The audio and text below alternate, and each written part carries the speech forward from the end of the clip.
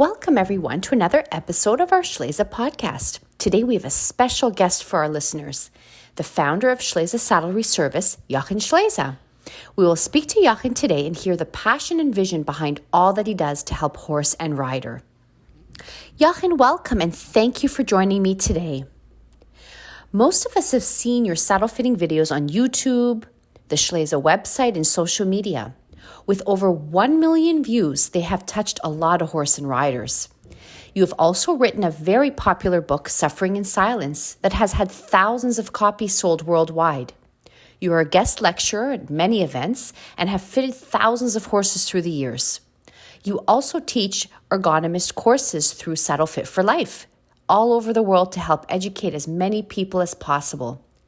With everything you have done over the years and continue to do, you are known as a celebrity in the saddle fitting world.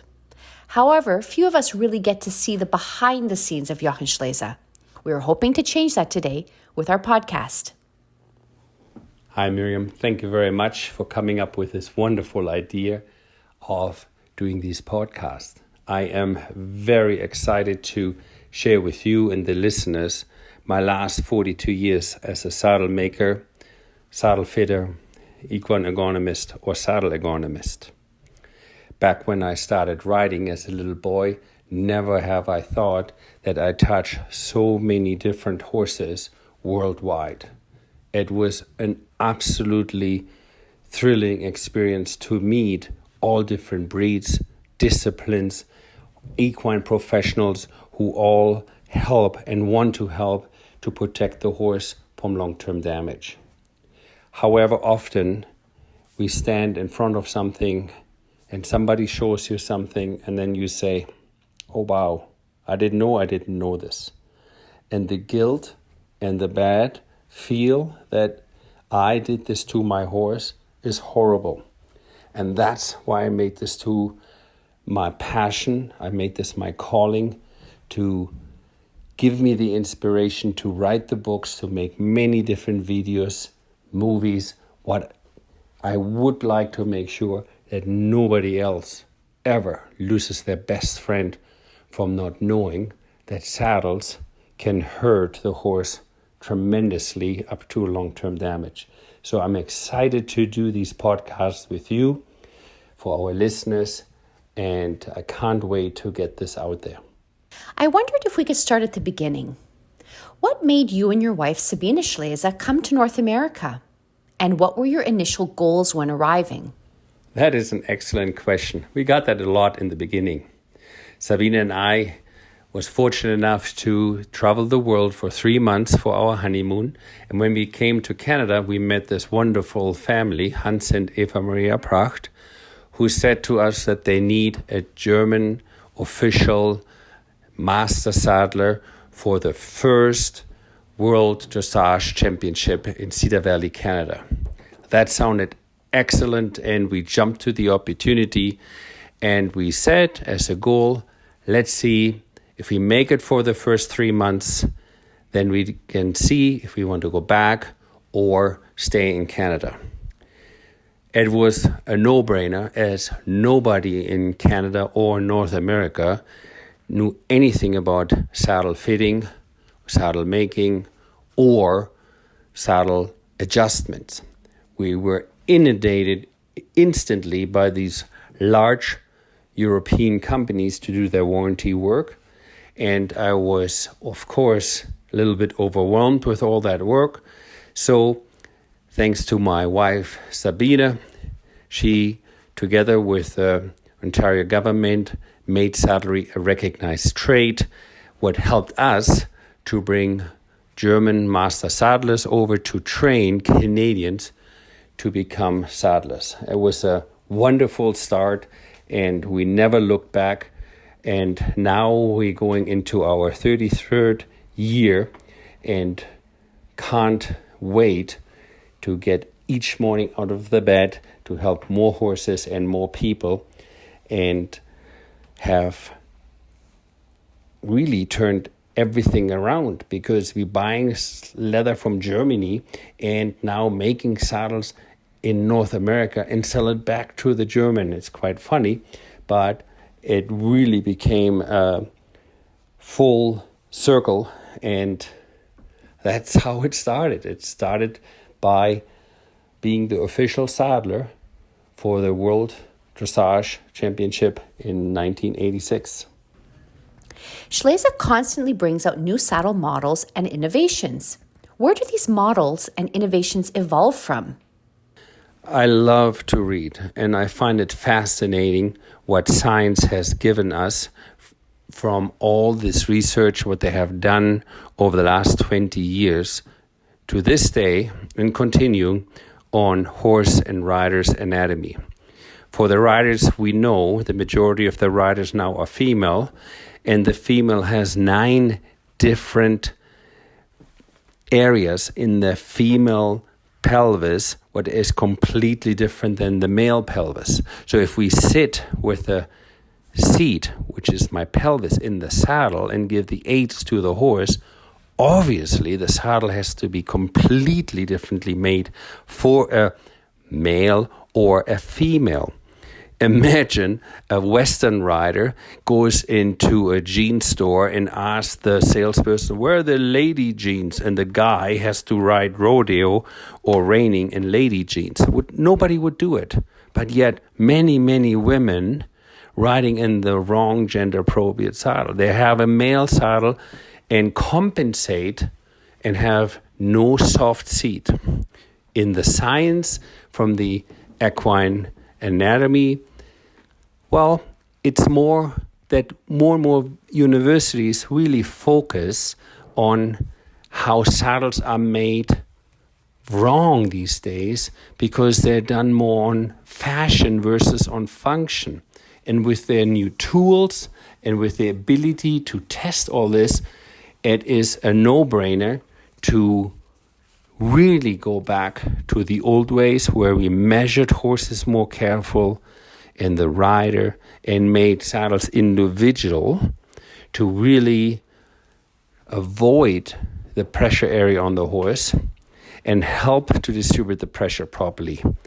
I always challenge every manufacturer, saddle fitter, and I would ask you, the listener who loves their horse, ask the saddle fitter, ask the saddle manufacturer, where is the data, where does it state what you say it's actually true? For me, nothing is worse to hurt a horse unintentionally. The guilt is horrible when we find out as a rider, oh my God, I did this to my horse. So back to the original question, where does my inspiration comes from to make all these different models? It's from science, published papers, and never stop by helping the horse more and more every day. With being in business for so many years, 34 years and counting, how do you feel your clients have helped you with the growth of the company? Miriam, I can tell you exactly how I feel, how our clients helped us with the growth. It started way back then in 1988 already. One client came to me and said, you have to speak to my gynecologist. Of course, I was extremely shocked and shy and never went to the gynecologist, but she was so persistent that she had her gynecologist come to my little saddlery and speak to me. Now he brought 2 human plastic pelvises and showed me the massive differences between female and male pelvis. He challenged me and says, how can you as a master saddler, rider, trainer, judge, not known that the most important aid of the rider is the seat? Well, I knew that, but the seat has a pelvis. I knew that, but I did not know how the pelvis, the pubic symphysis of the lady's pelvis is lower, the tailbone of the lady is shorter, even the hip socket placement, the rotation of the pelvis, all of that I did not know. So thanks to a client who made me aware that there is a massive difference between a male and female saddle. Now, as a rider and as a saddle maker, I learned from my master, who was the guy, and over thousands and thousands of years, the man-made saddles for men. But as we know, since 1978, the majority of riders are women, and the guys are still making saddles for guys instead of for the majority of the rider. So thanks to the help of my clients, that helped us tremendously. In addition, more and more clients shown in the sport world with sport horses which have changed tremendously the breeding. So the standard tree in the Western world, the quarter horse Western saddle or semi-quarter horse, or the traditional English tree with narrow, medium, wide, all that is not working anymore because we have such a different breeds. We cross different breeds and we have different type of riders. We have now adult amateur riders who start late.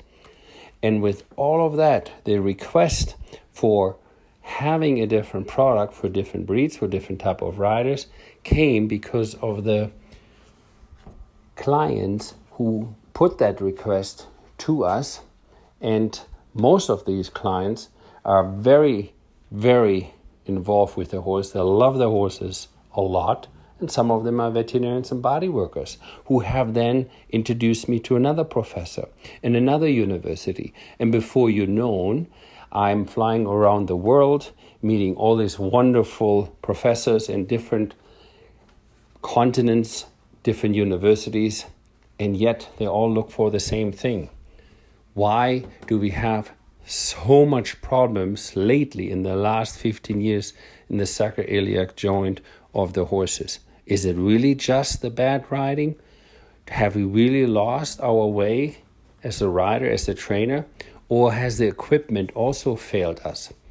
And it's absolutely shocking when you see how not only the bad riding, but also the bad equipment, what became more and more fashionable rather than functional, has damaged our horses. So absolutely has that changed our business and our whole approach over the last 34 years with our clients. Schleese is known to have a team comprised of some of the best saddle fitters in the world. How does your team get to be so acclaimed? What makes them so good at what they do? Schleese saddle fitters are also known as the pinnacle of saddle fitters, as they have to recertify every 2 years. It is absolutely of delight to say that they follow the law of nature, science and facts, other than the 8 myths of saddle fitting. Yes, you heard that right. There's 8 different schools and they all teach 8 different ways how a saddle has to fit. No wonder the consumer, the horse owner, the veterinarians, they're all confused. What is the proper saddle fitting? Who is right? Who is wrong?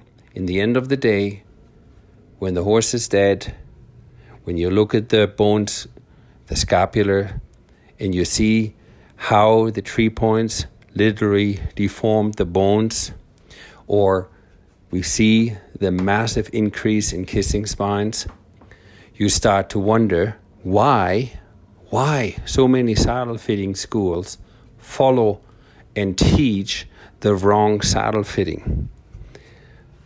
Schleese is proud to make sure that saddle fitters will get pulled their license if they don't follow the science, the facts, and respect the law of nature. And that's why they are the pinnacle of saddle fitters in the world. Where do you see the future taking Schleese? The future with Schleese is very, very exciting because Saddle Fit for Life is now taught in many different universities. It's an online course. More and more body workers and equine ergonomists are all over the world and spreading the news and the knowledge of saddle fitting done by science and facts and follow the law of nature rather than opinions. There is more and more knowledge out where the consumer can now ask the individual saddle fitter, do you have this certification? Are you keeping up your credentials? So of course, Schleese will be more and more in demand.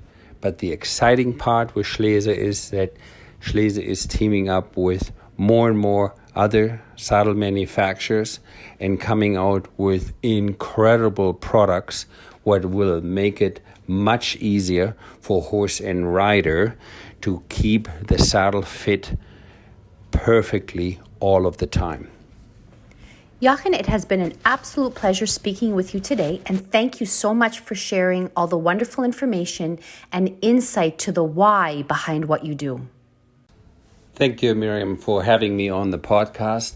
And I like to challenge always our listeners and every question out there. Remember, the person who knows the how will always follow the person who knows the why.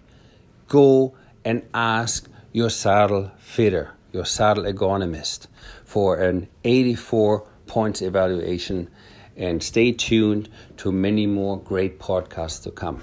Thank you very much, Miriam, for having us and doing this wonderful podcast. And thank you to our audience for taking the time to join us today. Please stay tuned for the next episode of our Schleese podcast. Until then, bye for now and happy riding.